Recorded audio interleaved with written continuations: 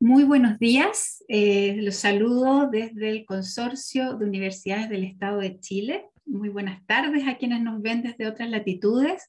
Es una alegría estar en este evento, ¿verdad?, del Congreso de las Américas para la Educación Internacional 2021, desde acá, desde Santiago de Chile. Bienvenidos a todos quienes nos acompañan. Muchas gracias por estar en esta sesión dedicada que organiza este consorcio. Quiero darles una pequeña introducción a lo que va a ser esta sesión que hemos dedicado a la educación pública. Creemos que esta es una temática esencial en este momento. En nuestro país, por lo menos, es una temática que está muy presente en toda la discusión social, política, ¿verdad? Porque evidentemente el consolidar, fortalecer la educación pública es uno de nuestros grandes desafíos. Y hoy día queremos justamente hablar de los desafíos de la educación pública, no solo en Chile, también en Latinoamérica, porque es nuestro espacio, ¿verdad?, geográfico donde tenemos que desarrollarnos también como país, como sociedad. Así es que desde esa perspectiva vamos a tener un encuentro con dos destacados panelistas a quienes agradezco desde ya, la vicerrectora académica de la Universidad de Chile, la señora Rosa Debes, y el rector de la Universidad de Tarapacá, de la ciudad de Arica, en Chile, el rector Emilio Rodríguez. Los voy a presentar como es debido en unos minutos más, solamente quiero hacer una breve introducción de comentarles qué es el Consorcio de Universidades del Estado y qué estamos haciendo en este momento justamente en la lógica de fortalecer la educación pública. Para eso me voy a permitir compartir mi pantalla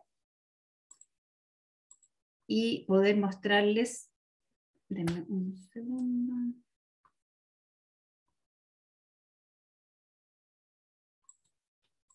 Ahora sí. Si me hacen un gesto, ¿está ok la pantalla? Sí, gracias, ahí los vi. Bueno, entonces, claro que parto por la conclusión, lo que no, ahí sí.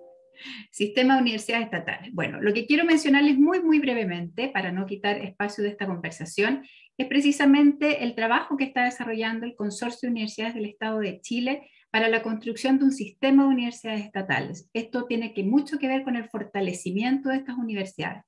Para quienes no nos conocen, este consorcio agrupa a las 18 universidades del Estado que existen en nuestro país y ellas trabajan entonces de manera colaborativa para precisamente poder desarrollar este concepto de sistema y de esa perspectiva apoyarse y fortalecerse en el trabajo que realizan en el contexto del sistema de educación superior de nuestro país. ¿Por qué es tan relevante, digamos, este trabajo en sistema? Bueno, porque nuestra historia no nos ha facilitado, no le ha facilitado a las universidades estatales el desarrollo y su consolidación. Tenemos una historia que desde la década del 80, ¿verdad?, ha más bien tendido a diluir la presencia de las universidades estatales en un sistema muy competitivo que instaló una lógica de mercado y que como tal, por tanto, no favorecía el desarrollo de instituciones fuertes que se consolidaran desde lo público. El conjunto de universidades del Estado ha evidenciado un cuestionamiento a este modelo de mercado, ¿verdad?, que se ha desarrollado en nuestro país, particularmente por las consecuencias que este ha tenido desde la lógica de la fragmentación del sistema de universidades del Estado y también por los incentivos en el cual se desarrolla, que es básicamente la competencia. En esta competencia, evidentemente, la identidad propia de las universidades del Estado, que se deben traducir en un compromiso con la sociedad, no ha logrado desarrollarse de una manera plena, con toda la fuerza que esto amerita. Pero creemos, sin embargo, que en la actualidad estamos en una coyuntura sociopolítica en la cual es posible generar importantes transformaciones a este modelo. Y por eso estamos trabajando fuertemente en ese sentido. Tenemos un nuevo escenario, una ley de universidades del Estado que apoya el fortalecimiento de estas instituciones y principalmente les exige trabajar de manera colaborativa, precisamente transformándose en un referente de calidad nacional al servicio de la comunidad y en un polo de trabajo colaborativo entre las universidades y los demás órganos públicos. Esos son los elementos esenciales de esta normativa nueva que rige el quehacer de las universidades y en las cuales estamos abocados. Para lograr esto, entonces, hemos identificado pilares estratégicos, es decir, cuáles son esas áreas en las cuales el sistema de universidades estatales debe fortalecerse y desarrollarse de forma tal de poder consolidarse propiamente como un sistema. Por ahora estamos trabajando en 4 pilares, probablemente a futuro iremos desarrollando más, pero por ahora estamos identificando entonces cómo construimos en conjunto el sentido de las universidades estatales, qué es ser una universidad pública como un bien público, y por eso es tan importante la conversación que vamos a desarrollar hoy. Para eso entonces tenemos un proyecto que identifica y delimita cuál es el ethos identitario de este conjunto de universidades. Por otro lado, ¿cómo le aseguramos a nuestros estudiantes que cuando ingresan a una universidad pública ingresan a un ecosistema, a un sistema complejo y completo que les permite estar presentes en todas las regiones del país, acceder a una gran posibilidad y una gran oferta de formación educacional? Y para eso entonces tenemos un proyecto de movilidad estudiantil que le permite a los jóvenes movilizarse, ¿verdad?, entre todas las universidades públicas. En tercer lugar, tenemos que compartir información, comunicarnos, ¿verdad?, analizar y gestionar la información de manera conjunta. Y para eso, entonces, estamos desarrollando un proyecto de sistema de información conjunto de las 18 universidades. Y por último, también tenemos que fortalecer el valor de lo público de las universidades en términos de su contribución al mejoramiento de la calidad de vida en los territorios, al desarrollo de respuestas a los problemas que se dan en nuestro país. Y para eso entonces estamos trabajando en un proyecto de vinculación con el medio. Estos entonces son nuestros 4 ejes de trabajo en este momento para fortalecer la educación pública desde las universidades estatales, fortalecer este sistema y construirlo con una identidad propia y al servicio de nuestra comunidad. Adicionalmente, tenemos 5 proyectos que son proyectos más específicos que justamente reflejan esta capacidad y esta vocación de las universidades públicas de estar al servicio del país, y por tanto estamos desarrollando también de manera colaborativa proyectos en red que abordan estas temáticas que ustedes ven en esta lámina, que son básicamente la educación, el envejecimiento saludable, la sustentabilidad y el cambio climático, el género y STEM, cómo vinculamos a las mujeres, ¿verdad?, a las carreras STEM, y por último la salud digital tan necesario en estos tiempos. Así es que también desde estas temáticas más específicas estamos trabajando desde las universidades estatales. Esto era una cosa muy breve solamente para mostrarles cómo estamos entonces abordando este trabajo de lógica colaborativa. Creemos que este es un elemento diferenciador que permite el surgimiento de esta identidad estatal o la consolidación de esta identidad estatal, y es preciso entonces que funcionemos de esta lógica colaborativa de manera permanente. Esto es un mensaje muy breve que queríamos transmitir desde el consorcio para poder dar una introducción a lo que va a ser la conversación de esta mañana, ¿verdad?, en materia de educación pública, porque nosotros visualizamos que las universidades estatales, acá en el país al menos, deben tener esta lógica colaborativa, y tenemos esta experiencia de trabajo conjunto que ponemos también a disposición de quienes participan en este encuentro en todos los países, desde lo que podamos nosotros contribuir, porque la verdad se ha generado un espacio de trabajo colaborativo de 18 universidades que enfrentan realidades muy distintas, porque nuestro país es muy diverso, y que sin embargo, a pesar de esas diferencias, han logrado establecer un trabajo de gran aporte para el desarrollo de cada una de ellas y también de gran crecimiento para el sistema. Así que queríamos comentarles esto y poner a disposición de todos ustedes esta experiencia, y que la podemos abordar con más detalle en alguna otra instancia, pero para poder poner en conocimiento de que esta es la forma en que están trabajando las universidades estatales en nuestro país. Dicho eso, quiero ahora pasar a presentar a nuestros panelistas, a quienes vamos a dar un tiempo más extenso, ¿verdad?, que esta breve presentación, para que ellos puedan explayarse en las temáticas que van a desarrollar. Así que voy a hacer las presentaciones respectivas. En primer lugar, nos va a presentar la vicerrectora de Asuntos Académicos de la Universidad de Chile, la señora Rosa de Bes Alessandri. Ella es bioquímica de la Universidad de Chile y doctora en bioquímica de la Universidad de Western Ontario en Canadá, con estudios de postdoctorado en el Departamento de Bioquímica de la University of Southern California de Los Ángeles.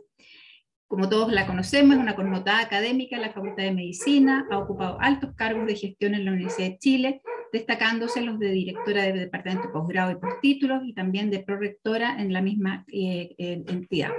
Ella además participa en el equipo directivo del programa Educación en Ciencias, basado en la indagación para enseñanza básica, y es miembro correspondiente de la Academia Chilena de Ciencias. Como ya lo mencioné, actualmente se desempeña como vicerrectora académica de vicerrectora de Asuntos Académicos de la Universidad de Chile. Así que sin más, le damos la palabra a la señora Rosa de Bes, y tenemos alrededor de 15 minutos para que ella nos pueda hacer su presentación. Muchas gracias, Rosa, por tu participación. Muchísimas gracias, Alejandra. Un saludo muy cordial a todas y todos.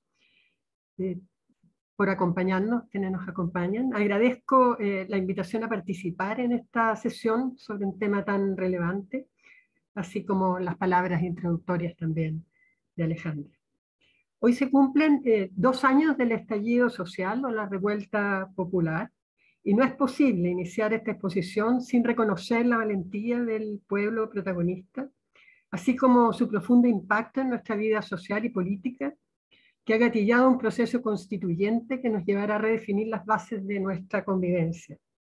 Comprometidas con ese despertar y haciendo nuestra voluntad de trabajar hasta que la dignidad se haga costumbre, es que he escrito esta reflexión que se sustenta en nuestro empeño diario por aportar a la Universidad de Chile y a la universidad en Chile, más ampliamente, mientras buscamos con responsabilidad una mayor coherencia entre nuestro actuar y los valores que han sido tan claramente enunciados a lo largo de nuestra historia. Partimos por reconocer que muchos de los desafíos actuales de la universidad pública en Chile son comunes con los de la universidad pública en otros países de América Latina y también con aquellos de otras universidades públicas en el mundo. Pero sin duda debemos hacer presente el momento especial que vivimos en nuestro país mientras se escribe una nueva constitución que sabemos establecerá nuevos derechos a través de los cuales nos obligaremos a trabajar por una sociedad más justa. Igualmente, reconocer que como resultado de los potentes movimientos estudiantiles de los secundarios en 2006, de los estudiantes universitarios en 2011, que hicieron demandas para poner fin a la injusticia de una educación de mala calidad y alto costo, en muchos casos permeada no solo por una visión mercantilista, sino también asociada al lucro, se gatillaron importantes cambios políticos y legislativos, como ya nos relataba por lo demás Alejandra. De hecho, hoy contamos con una ley general de educación superior que reconoce a la educación en ese nivel como un derecho y que norma una política de gratuidad, aunque algo contrahecha y, por cierto, insuficiente.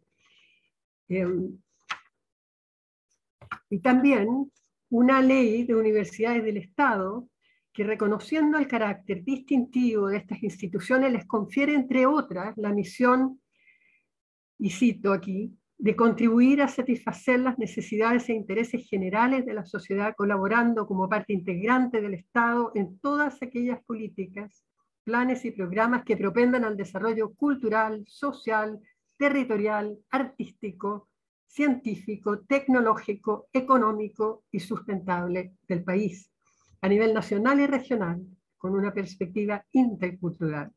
Y también las llama a asumir con vocación de excelencia la formación de personas con espíritu crítico y reflexivo que promuevan el diálogo racional y la tolerancia y que contribuyan a forjar una ciudadanía inspirada en valores éticos, democráticos, cívicos y de solidaridad social, respetuosa de los pueblos originarios y del medio ambiente. Esta tarea tan bien definida y expresada entra en conflicto, sin embargo, con las políticas de financiamiento que todavía obedecen en gran medida a una visión mercantilista de la educación y con una autonomía bastante asfixiada por excesivos controles de la ejecución presupuestaria. Pero aboquémonos a lo que nos es común y conversemos sobre cómo los ideales de la Universidad Latinoamericana pueden hoy hablar al mundo y cómo nos comprometen a cada uno y a cada una de quienes conformamos sus comunidades a buscar la consistencia con esos ideales. Con una mirada más optimista, pensemos en cómo las tensiones, no solo del sistema universitario, sino también las profundas crisis de la sociedad actual, que amenazan con agravarse en el futuro cercano, representan posiblemente la mayor oportunidad para emerger en conjunto con un ideal renovado. En el ensayo Universidad, Política, Ciudadanía, querella en torno a los modelos de la Universidad de América Latina, el doctor en estudios latinoamericanos y profesor de la Universidad de Santiago, Cristóbal Fris, reflexiona sobre 2 modelos de universidad que se diferencian esencialmente, bajo una hipótesis de trabajo que propone que estos se diferencian esencialmente por el sentido que se otorga en ellos a la ciudadanía y en cómo la concepción de ciudadanía orienta a la universidad especialmente en la función formativa, formulando las siguientes preguntas, y cito: ¿qué tipo de ciudadano se quiere formar? ¿Para qué tratos interpersonales? ¿Para qué convivencia social? ¿Para la construcción de cuál comunidad política? Fin de la cita. Los dos modelos se presentan como la universidad neoliberal y la universidad crítica, y antes de adentrarnos en sus descripciones, ¿qué duda cabe que estos dos modelos se encuentran hoy en conflicto y que su coexistencia, incluso dentro de una misma institución, genera tensiones en la gobernanza y sus proyectos de desarrollo? Estas contradicciones se manifiestan también a nivel más macro, en el caso de Chile, por ejemplo, con una política de gratuidad que tiene muchos elementos de voucher, o el financiamiento de una misión que requiere de colaboración interinstitucional a través de estrategias todavía competitivas, en muchos casos. El modelo de universidad neoliberal, señala Fries, vincula la educación superior directamente con la adquisición de un entrenamiento o preparación que tiene por fin aumentar la productividad económica del estudiante. En consistencia con la ideología de Milton Friedman, que niega al nivel universitario o terciario la responsabilidad de la formación ciudadana, algo que sí reserva para la educación escolar. Sabemos que el modelo de universidad neoliberal se instaló en Chile en la década del 80, sustentado por la ideología de la dictadura. Sin embargo, su poder destructivo de lo público no fue debidamente reconocido al recuperarse la democracia. Y por el contrario, se celebró el aporte de este modelo a la expansión de oportunidades de acceso. El modelo crítico de universidad, señala Fries, por otra parte, niega que la formación universitaria pueda consistir únicamente de adiestramiento para hacer del individuo un agente competitivo, y apunta a que las universidades latinoamericanas resistan al proyecto neoliberal de desvincular la enseñanza superior de las necesidades sociales. Y es así como el modelo crítico de universidad comprometido con la transformación social dialoga con el ideal de la universidad latinoamericana, aquel que se vincula a la reforma de Córdoba o a la reforma de fines del 60 en Chile, que se expresó en la Universidad de la Resistencia a la Dictadura, que en los tiempos fundacionales en varios de nuestros países jugó un rol preponderante en la construcción del Estado, esa universidad que hoy defiende el valor de la educación pública como esencial para el bien común.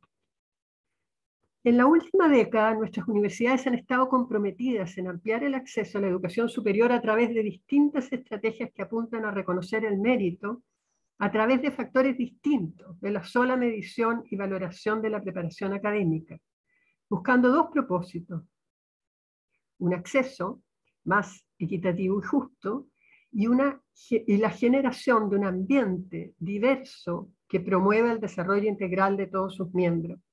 La universidad como espacio formativo se visualiza como aquel lugar donde la exposición a experiencias de diversidad tendría el potencial de desafiar las creencias en una etapa crítica del desarrollo de las y los estudiantes, contribuyendo a la construcción o definición de una identidad.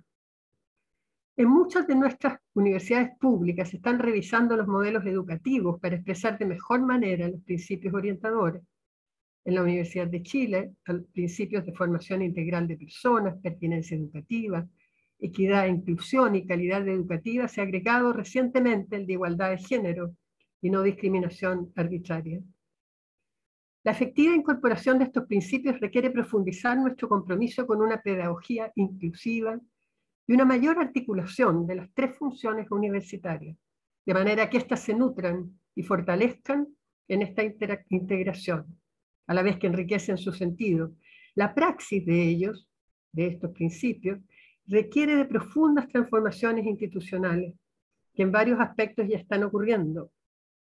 Esta voluntad de fortalecer una universidad que eduque integralmente para la ciudadanía también está motivando acciones colaborativas, como ya se decía, de las universidades estatales en el marco de su plan de fortalecimiento, que contemplan la formación ciudadana como elemento relevante del currículum, una reflexión sobre el etos de la universidad pública y un robusto programa de movilidad estudiantil, entre otras.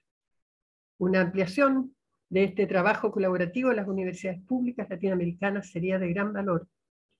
Es a partir de esta convicción de que la ciudadanía se construye a través del encuentro de seres humanos diversos, con múltiples historias de vida y en comunidad, que hemos iniciado caminos de inclusión que nos desafían, a la vez que nos muestran nuestras limitaciones, porque como dice Maribel Mora Curriao, directora de Equidad e Inclusión en nuestra universidad, si insistimos en seguir hablando de inclusión es porque no podemos dejar de reconocer que aún existe una fuerte, clara y decidida exclusión de ciertas personas o grupos que viven diariamente en nuestra sociedad, la discriminación, el acoso, el abuso, la violencia e incluso la muerte por ser quienes son. Por todo lo anterior, un desafío actual de la universidad, en mi opinión, es desarrollar una cultura universitaria que, sin perder fidelidad a su espíritu crítico esencial, también acompañe, acoja, proteja, generando un espacio seguro para el crecimiento personal y comunitario, de manera que el trabajo transformador se dé en un ambiente de cuidado, de respeto mutuo, de valoración de las diferencias. Los tiempos que vivimos son difíciles, y los que vendrán lo serán más. Para enfrentarnos necesitamos cuidar y cuidarnos también. A continuación, para extender esta reflexión a las otras funciones universitarias, como son la investigación y la extensión, recurro al reciente trabajo de Rodrigo Arocena y Judith Schutz, titulado El ideal latinoamericano de universidad y la realidad del siglo XXI, publicado hace tan solo unas semanas en Cuadernos de Universidades de la Universidad de la República en Uruguay. Reconociendo que el contexto ha llevado al mundo académico a adoptar valores y formas que se alejan del compromiso social de la educación superior, los autores plantean, y cito, que la renovación programática de la educación superior, para tener viabilidad, debe confluir con las esperanzas y las aspiraciones legítimas de grupos significativos dentro y, sobre todo, fuera de las universidades. Considerando tres de los más grandes desafíos actuales de la humanidad, como son la insustentabilidad ambiental, la desigualdad social y la fragilización de la democracia debido al autoritarismo político, los que para su solución requieren de que la participación del conocimiento avanzado que pueden y deben producir las universidades, Arocena y Schutz plantean que es en el esfuerzo de enfrentar estas crisis que debemos encontrar la fuerza o incluso la esperanza de una renovación, o lo que a mi entender podríamos llamar un vector de sentido para una renovación del concepto de excelencia para el quehacer universitario en todos sus ámbitos. Y sin duda, estamos observando esta fuerza revitalizadora en el trabajo responsable de nuestras comunidades. Destaco aquí, por ejemplo, el trabajo de una red interdisciplinaria formada en la Universidad de Chile en torno a la energía, el agua y la sustentabilidad, llamada ENEAS, que reúne académicas y académicos de distintas disciplinas y estudiantes de distintos niveles formativos para abordar los desafíos de la complejidad, o la investigación de muy alto nivel que se realiza en el Centro del Clima y la Resiliencia, CR2, liderado por mujeres que también trabajan interdisciplinariamente y que están teniendo gran impacto, tanto a nivel nacional como internacional. Igualmente destaco las iniciativas de extensión abordadas triestamentalmente, que vinculan a la universidad con los territorios. La pandemia, que tanto dolor ha causado, ha puesto en evidencia con mayor claridad la importancia de la ciencia y tecnología desarrolladas por las universidades en respuesta a las urgencias de la política pública, revalorizando la función pública de esta. Así, la profundización de las crisis por la emergencia sanitaria ha reforzado, por un lado, el valor del conocimiento que se crea y aplica en las universidades, y por otro, ha enfatizado el sentido de urgencia, de orientar esas capacidades al bien común. Para finalizar, citaré unas palabras del economista y teólogo alemán Franz Hinckelamert, que nos interpelan en nuestra responsabilidad como universitarios frente a las crisis actuales de la humanidad. Dice Hinckelamert, y cito, enfrentar las amenazas globales es ciertamente un problema político, pero sin una cultura de la responsabilidad no habrá política de responsabilidad. Eso nos lleva de vuelta al problema de la universidad como un lugar clave para la creación de la cultura.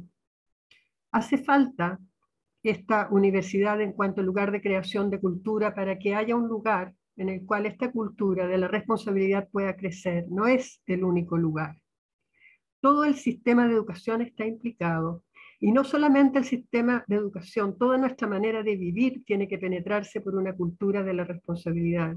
Sin embargo, la universidad tiene una función especial por el hecho de que una cultura no se puede desarrollar si no está acompañada de pensamientos profundos que hasta hoy no han tenido su lugar más destacado en las universidades. Esta cultura de la responsabilidad, por supuesto, es crítica, pero el acento no está en la crítica, sino en la responsabilidad, que exige ser crítico, y también la cultura de responsabilidad lleva a la resistencia, pero otra vez el acento no está en la resistencia, sino en la responsabilidad, eso por el hecho de que es la responsabilidad la que lleva a la resistencia. Es en esta concepción de la universidad responsable de Hinkelammer, que es crítica y resistente, pero agreguemos también solidaria, verdaderamente plural, y por qué no decirlo protectora, la que personalmente me interpela y compromete. Muchas gracias. Muchísimas gracias a ti, Rosa. Realmente una reflexión muy, muy profunda que nos interpela a todos, creo, a pensar justamente en el rol de la universidad en estos tiempos difíciles, como tú has señalado, y a estas contradicciones que estamos enfrentados, ¿verdad?, dentro de nuestro sistema, particularmente en Chile, y cómo desde las universidades las podemos abordar. Así que reiteramos nuestra gratitud y probablemente vamos a poder conversar de esto. Yo partí muy acelerada esta presentación en la mañana y me olvidé decirles dos cosas importantes.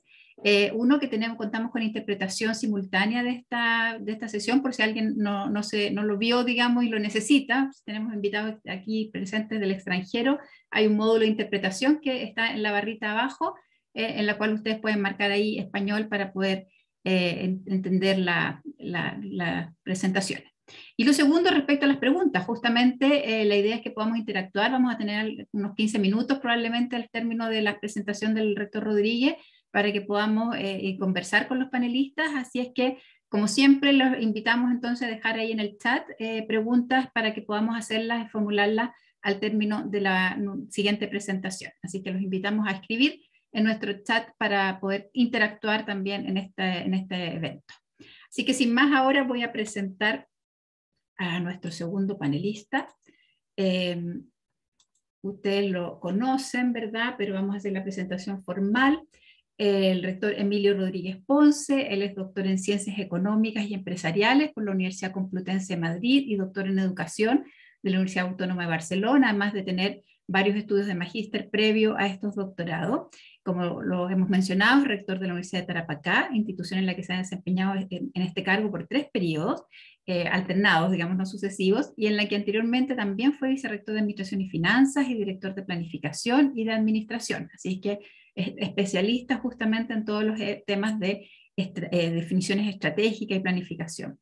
Además de sus importantes funciones en la Universidad de Tarapacá, el rector Rodríguez ha sido intendente regional de Arica y Parinacota y presidente de la Comisión Nacional de Acreditación.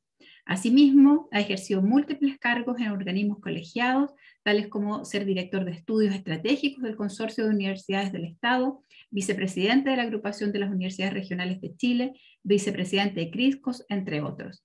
Él es un reconocido académico e investigador y es uno de los 20 autores más citados en la temática de educación superior, gestión del conocimiento y liderazgo en Iberoamérica. Así es que con esos antecedentes lo saludamos y le agradecemos muchísimo su presencia en esta sesión, rector, y le damos la palabra. Muchas gracias. Muchas gracias. Un saludo especial para todas y todos desde Arica, la puerta norte de Chile. Mire, yo voy a compartir algunas ideas después de la magnífica reflexión que ha hecho la profesora Rosa Devés, que tiene una perspectiva más pragmática, pero que en lo profundo coinciden plenamente con el planteamiento anterior. Cuando lleguemos efectivamente a la parte de los desafíos, voy a tratar de compartir pantalla.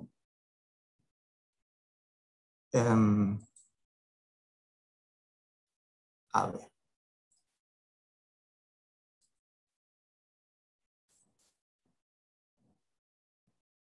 ¿Se logra hacer esto? Ahí se ve perfecto, rector. Se ve perfecto, muchas gracias. Bueno, entonces voy a dar en primer lugar una panorámica de la educación superior en América Latina y el Caribe, en verdad, y luego voy a profundizar en los desafíos de las universidades públicas, y allí la coincidencia con lo que ha planteado la doctora De Bes es completa, creo yo.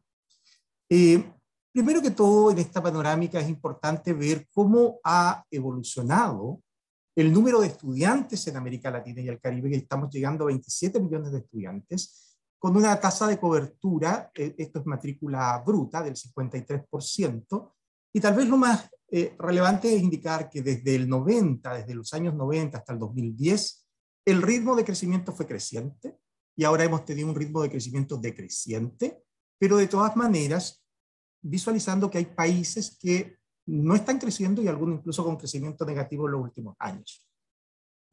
Misma cosa pasa naturalmente con la tasa de matrícula bruta, que bordea el 53%, que creció a ritmo creciente, pero que se ha vuelto decreciente en el último tiempo. El ritmo de crecimiento, a eso me refiero, la segunda derivada. Entonces, pero es importante considerar también cuál es la naturaleza del sistema que tenemos en América Latina y el Caribe. En verdad, lo que tenemos es una gran diversidad. Porque cuando uno habla de una tasa de cobertura del 53%, tasa de matrícula bruta del 53%, está pensando en sistemas masivos. Pero no todos los países tienen sistemas masivos, y hay países incluso que tienen cobertura inferior al 50%. Y entonces, por ejemplo, nos vamos a encontrar con países que tienen más de 1 millón de estudiantes en educación superior y que tienen una tasa superior al 50%. Por ejemplo, Brasil, Colombia, Venezuela, Argentina, Chile. Chile en particular tiene una tasa de matrícula bruta que ya lo lleva a ser considerado educación universal, no solo masiva. Pero lo que tenemos aquí es una enorme diversidad, porque hay sistemas de tamaño también muy grande, como el de México, pero que tienen una cobertura inferior al 50%. Entonces, ¿qué tenemos? América Latina y el Caribe, educación superior masiva, sí, en promedio, pero con una enorme diversidad. Luego, ¿cómo se provee el servicio formativo? ¿Cómo se oferta académicamente y se llega a estos estudiantes? Pues bien, de la forma privada y pública. No hay aquí un sistema dominante en América Latina y el Caribe en general. Hay instituciones de alta cobertura, como el caso de Chile, Puerto Rico, Costa Rica, por ejemplo, que tienen una alta cobertura, y un sistema que es más privado que público.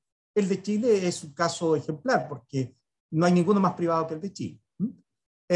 Y también hay sistemas que tienen una alta cobertura, pero que son mucho más públicos que privados, como Argentina, Venezuela, Uruguay, por nombrar algunos. Entonces, lo que prima también es, en la oferta educativa, es la diversidad en la provisión de la misma.